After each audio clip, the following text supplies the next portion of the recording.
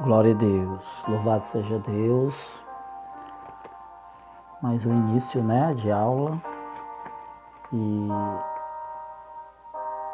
vamos dar hoje a lição de número 11. A lição de número 11 é compromissados com a evangelização.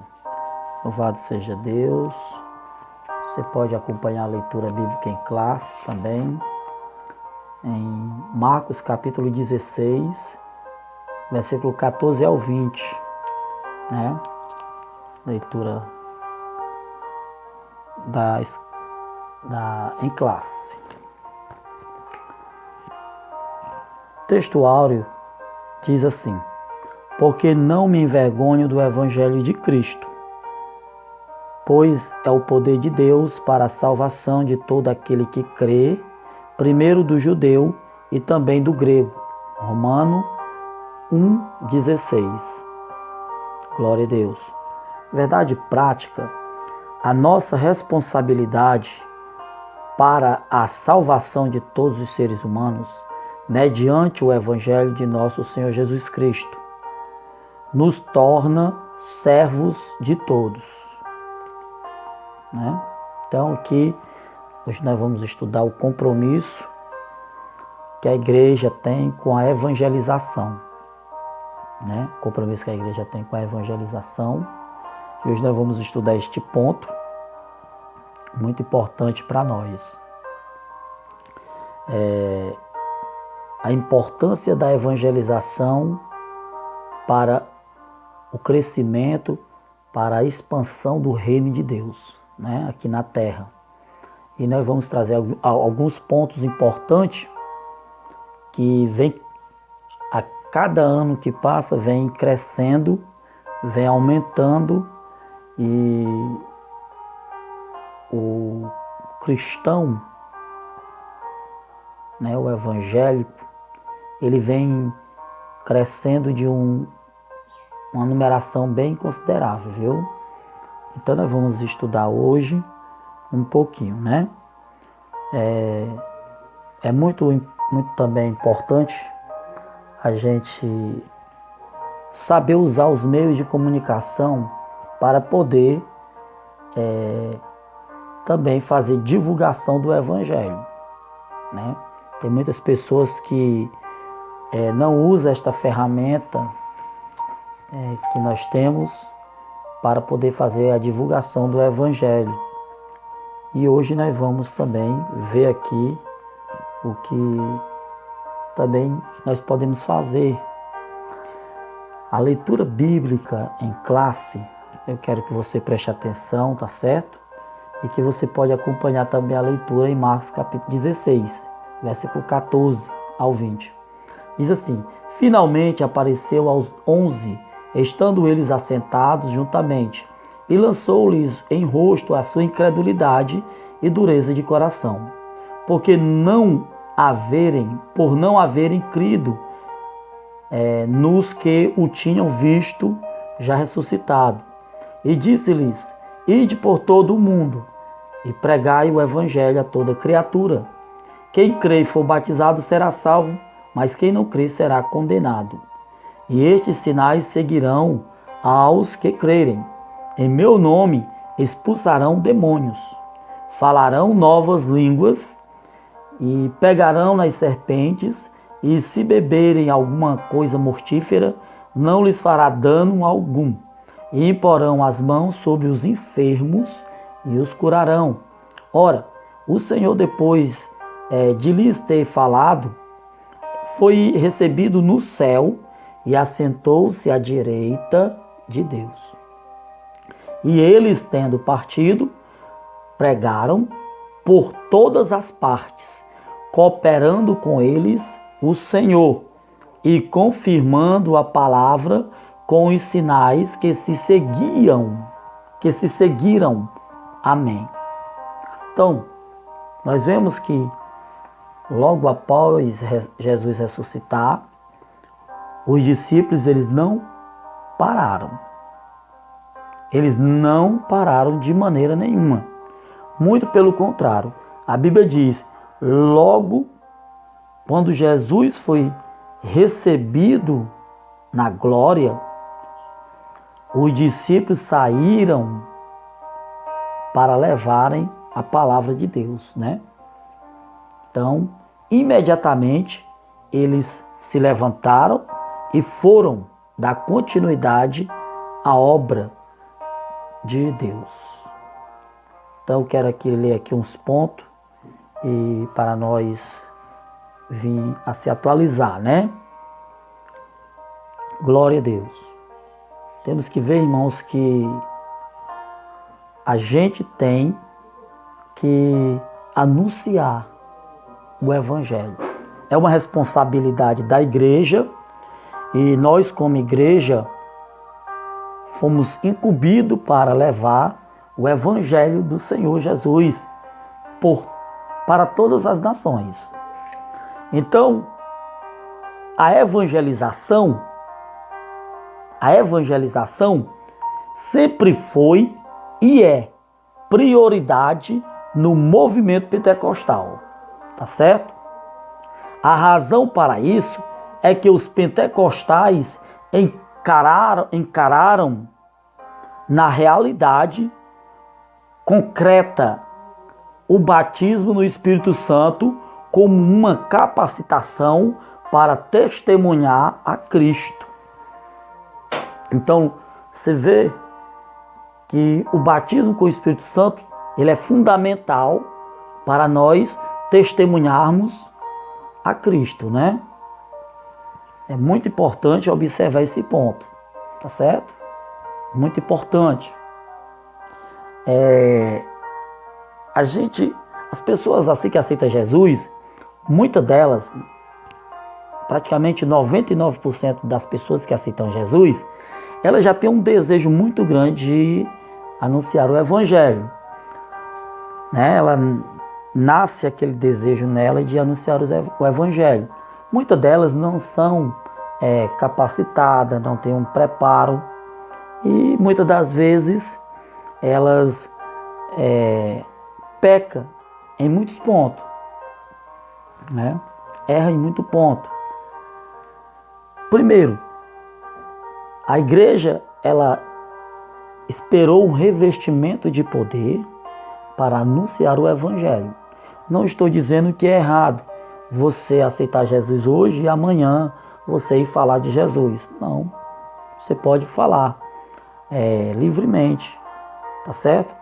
Mas o interessante é nós observarmos aqui na história da igreja, no início da igreja, eles aprenderam bastante, foram testemunhas oculares, né, da ressurreição, da vida e da ressurreição de Jesus. E Jesus disse: ficai em Jerusalém até que do alto sejais revestidos de poder. A gente vê que lá na descida do Pentecoste, no dia de Pentecoste, a Bíblia diz que todos foram cheios do Espírito Santo e começaram a falar em outras línguas, em novas línguas. A partir daquele momento, deu-se início a uma grande evangelização em massa. Pedro e os apóstolos se espalharam e levaram o Evangelho, tá certo? E o reino de Deus, vamos aqui na introdução, o reino de Deus cresce à medida que os pecadores vão se convertendo ao Senhor Jesus. A igreja é a única agência do reino de Deus escolhida pelo Senhor Jesus Cristo para levar a mensagem do Evangelho ao mundo que perece por causa do pecado. Então, a igreja é a única agência de Deus ou do reino de Deus aqui na terra. A igreja, os filhos de Deus, os servos de Deus, a igreja, nós somos chamados de igreja. Então, é a única agência que pode e que tem autoridade para levar o Evangelho do nosso Senhor Jesus Cristo.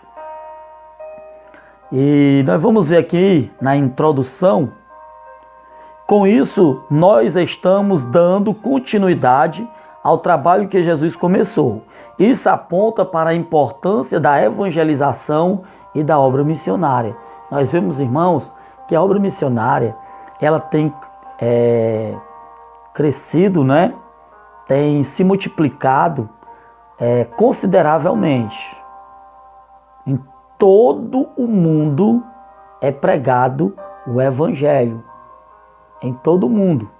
Isso para quê?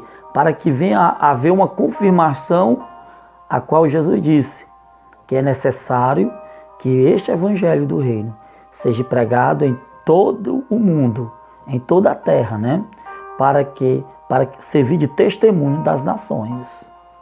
Então a igreja está dando continuidade para a obra, na obra de Deus, no que Jesus começou, naquilo que Jesus começou, né? Então ela está dando continuidade.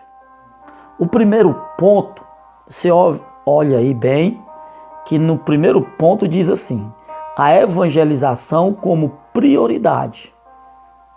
A evangelização, ela tem que ser prioridade para uma igreja local. Para que haja crescimento na igreja. Tá certo? Então o evangelho não é uma mensagem alternativa. Não é uma mensagem alternativa. De jeito nenhum. Tá certo? Então não é uma opção. Certo? Não é um segundo plano. Trata-se de uma questão de vida ou morte.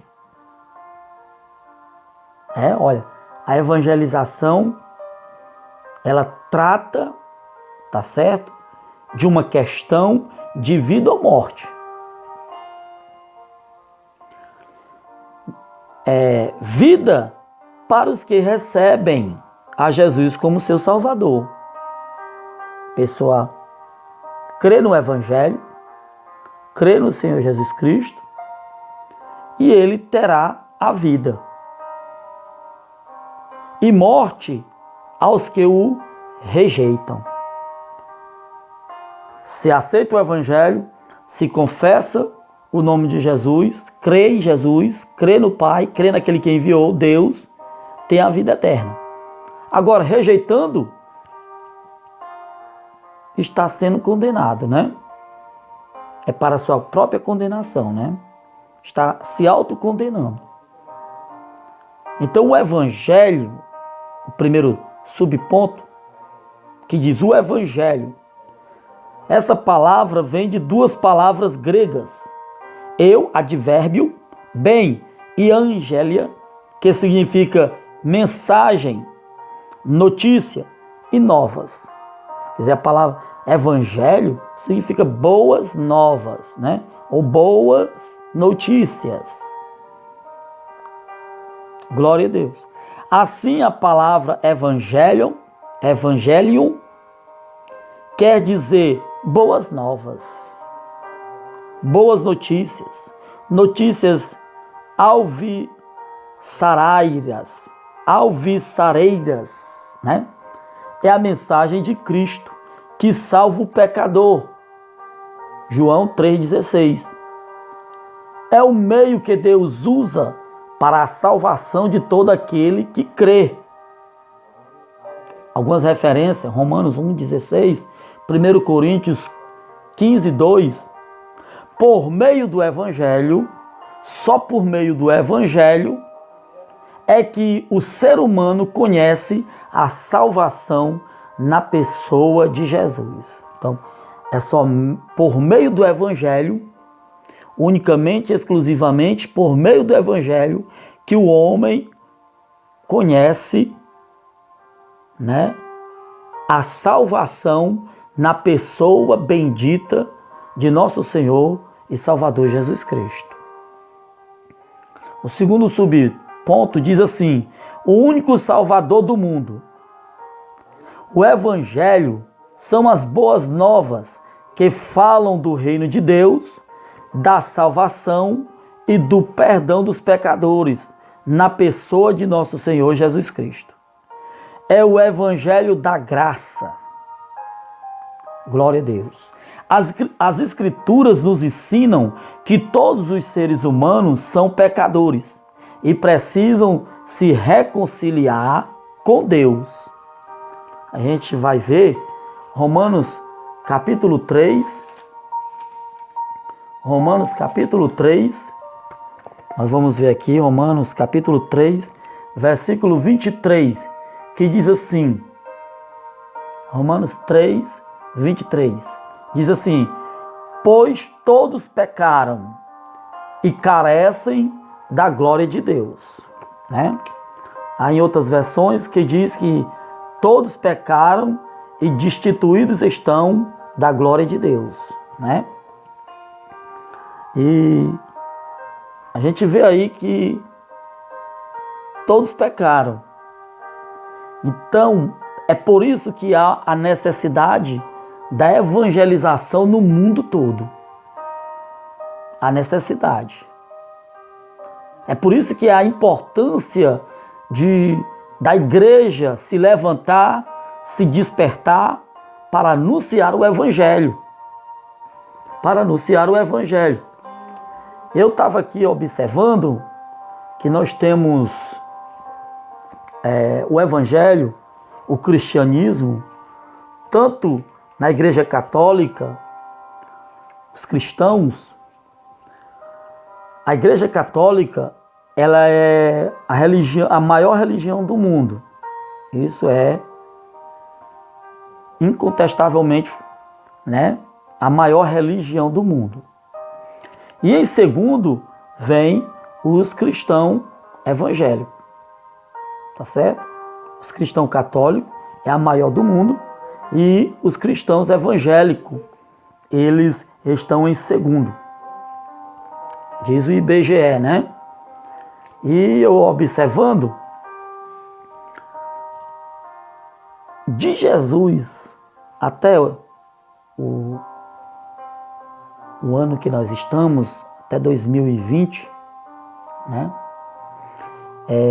Nós temos visto um grande número de pessoas aderindo ao cristianismo, ao evangelho, né?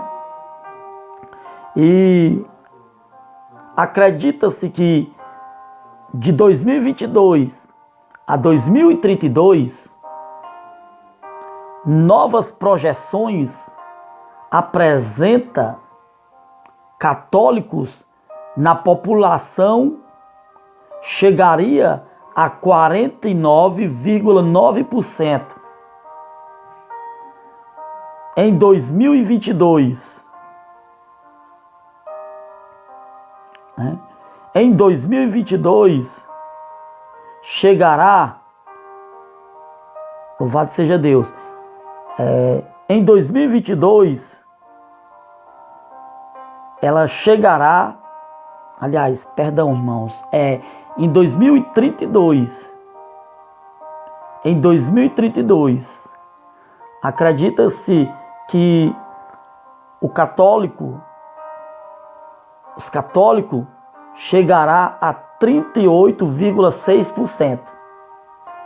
38,6%. Hoje, em 2022, né, a partir do próximo ano, 2022, o católico vai chegar, aliás, vai cair para 49,9%. Tá certo? Então, de 2022 a 2032, segundo o IBGE, mostra que o catolicismo vem diminuindo no mundo. No mundo. Hoje, ele está com 50%. E os cristãos evangélicos estão com 31% no Brasil. Né? No Brasil. E está havendo um crescimento muito considerável de evangelho no Brasil, né? Estou me referindo no Brasil. E acredita-se que em 2032 os evangélicos chegarão a 39,8%. Nas mesmas datas também que aponta para os nossos irmãos católicos, né? Então veja bem que há um número muito grande de aceitação e de tendência para o evangelho, né? É um crescimento considerável. Então, evangélicos hoje no Brasil, eles representam 31%. 31%. São detalhes aqui, ponto, viu? Para a gente observar. Católico hoje é 50%. Evangélico, 31%. E não tem religião, 10%. Outros, 2%. Ateu está 1%. Outra observação também, ponto também de observação, que no meio evangélico, as mulheres são 58%, enquanto os homens são 42% aqui no Brasil. Aqui no Brasil. Então veja o crescimento, o avanço que a igreja, né, está dando no mundo e principalmente aqui no Brasil, né? Através da obra missionária dos pioneiros, né, que implantaram aqui a igreja Pentecoste, né? E veio o movimento pentecostal e vem se expandindo. 31% é a população evangélica aqui no Brasil. Isso pentecostais e não pentecostais, né? Isso é resumindo aos evangelhos de modo geral aqui no Brasil. Continuando aqui a lição,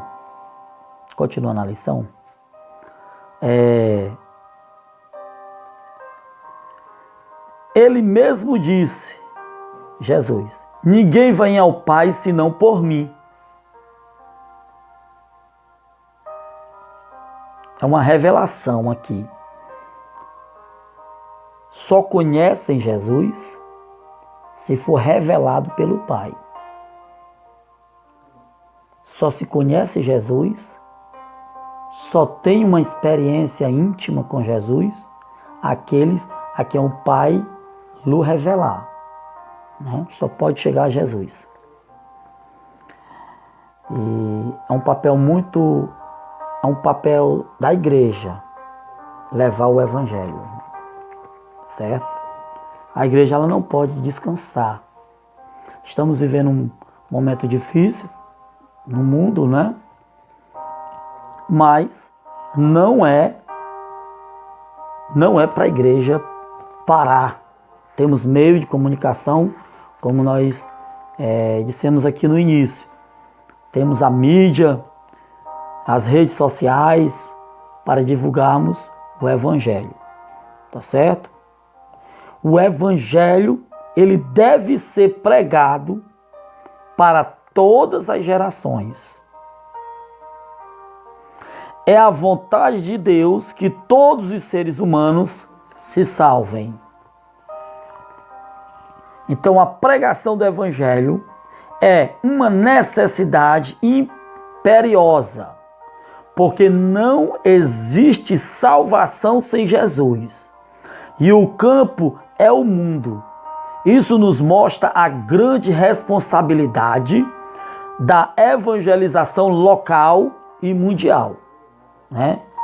É a importância a responsabilidade da evangelização local, a igreja local, ela tem a responsabilidade de entrar nos vilarejos, nas ruas, nos bairros e fazer uma evangelização em massa, né, para ganhar vidas para o reino de Deus. Tá certo? Então existe a evangelização local da igreja, responsabilidade da igreja, e existe também a evangelização mundial, que aí já está transcultural, né? Missão transcultural, já vai falar em missão ou em missões transcultural, né? A igreja, a Assembleia de Deus, aqui no estado do Ceará, ela tem um órgão, né, chamado SEMADEC. A SEMADEC, ela mantém missionários nos outros países, nos países de difícil alcance. Então a SEMADEC, ela recebe as contribuições das igrejas locais e envia para os missionários em outros países, né?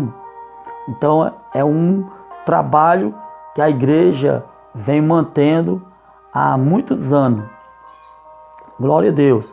O terceiro tópico diz: uma agência legítima. Glória a Deus. Então, uma agência legítima. A igreja, ela é uma agência legítima, tá certo? Do nosso Senhor e Salvador Jesus Cristo. O Senhor Jesus constituiu a igreja como a única agência do reino de Deus aqui na terra, encarregada de anunciar essas coisas, essas boas novas de salvação. Louvado seja o nome do Senhor. É necessário, pois, a mobilização de toda a igreja para que essas metas sejam alcançadas. Cada crente, todos os dias apostólicos, era o próspero ganhador de almas. Então, cada crente nos dias apostólicos era um próspero ganhador de almas. Nós vamos ver lá em Atos, capítulo 8, versículo 4. Atos 8, 4. Vamos ver aqui, Atos 8, 4. Vamos ver aqui que os discípulos eram prósperos na sua missão. 8, 4. Glória a Deus. Louvado seja Deus. Diz assim: entre mentes, os que foram dispersos iam por toda parte pregando a palavra de Deus. Então, quando os discípulos, quando houve a perseguição, no capítulo 8 de Atos, nós vamos ver a primeira perseguição que houve na igreja. Depois naquela perseguição, a igreja se expandiu, se foram dispersos. E por toda parte, eles pregavam a palavra de Deus, o Evangelho. Então ali, eles não pararam diante da perseguição. A igreja, ela não pode parar diante da perseguição. Diante da perseguição. Louvado seja Deus. A pregação do Evangelho aos gentios era uma prioridade para a igreja primitiva. Era prioridade. do mesmo jeito para nós. É prioridade para a igreja, para nós. Pregar o evangelho do nosso Senhor e Salvador Jesus Cristo. Louvado seja Deus. Glória a Jesus. Então, meus irmãos, nós temos visto a igreja, ela sendo confrontada, ela sendo perseguida. Não há uma perseguição como estava tendo ali em Atos dos Apóstolos. Uma perseguição que havia tortura e havia até morte. Nós estamos vivendo uma perseguição espiritual para inibir a igreja, para que a igreja venha se sentir inibida, para que a igreja venha se calar, de uma maneira que não, aparentemente, que não seja maltratada, perseguida, de uma maneira mais cruel. Mas a igreja está sendo, sim, tá certo? De certo modo, está sendo inibida, está sendo afrontada. A igreja não pode parar. A igreja não pode parar. Os discípulos, eles eram cheios de autoridade dada por Jesus para anunciar o evangelho. Jesus diz: eis que vos dou poder. Eis que vos dou poder. No segundo ponto, nós vamos estudar, e nós vamos ver aqui, no segundo ponto, Jesus morreu para salvar todos os seres humanos. Então, é o que a igreja acredita. Muito embora há um grupo que diz que Jesus não morreu por todos, Jesus morreu por alguns. E existe outro grupo que acredita que Jesus morreu por todos, A expressão da obra expiatória de Cristo tem sido debate ao longo dos séculos. Então existe aí dois grupos, Eu não sei qual é o que você se encaixa, mas existem dois grupos que acreditam que Jesus não morreu por todos. E há outro grupo que acredita que Jesus morreu por todos. Vamos entrar aqui um pouco. Mais especialmente depois da Reforma Protestante, não se pretende aqui fulanizar, pois o que nos importa é a compreensão do assunto à luz da Bíblia, Então aqui nós não estamos para debater, meus irmãos? Tá certo? A nossa teologia, primeiro tópico. Antes, convém ressaltar que a nossa teologia é pentecostal, E vem diretamente das Escrituras Sagradas, sem intermediação dos teólogos da Reforma Protestante. A teologia pentecostal que nossos pais nos legaram não teve nenhum teólogo ou reformador como intermediário. A CPAD vem publicando em vários volumes a coleção de todas as revistas da Escola Bíblica Dominical, publicadas desde 1930. Em nenhuma delas há citação de teólogos ou de reformadores para ensinar, esclarecer, ilustrar ou embasar uma interpretação bíblica. A nossa teologia, ela é original e estritamente bíblica, É um dos legados deixados por nossos pioneiros. Então, nós cremos que Jesus, ele morreu por todos, né? Nós cremos sim que Cristo morreu por todos, tá certo? Vamos ver aqui o segundo subponto, que diz: por quem Jesus morreu? Por quem Jesus morreu? Essa é uma pergunta interessante. Por quem Jesus morreu? Vamos ver aqui. Há muitas discussões teológicas sobre o tema, mas nos últimos tempos, os debates se concentram em duas interpretações das Escrituras: expiação limitada e expiação ilimitada. Então, há quem acredita na expiação limitada, né?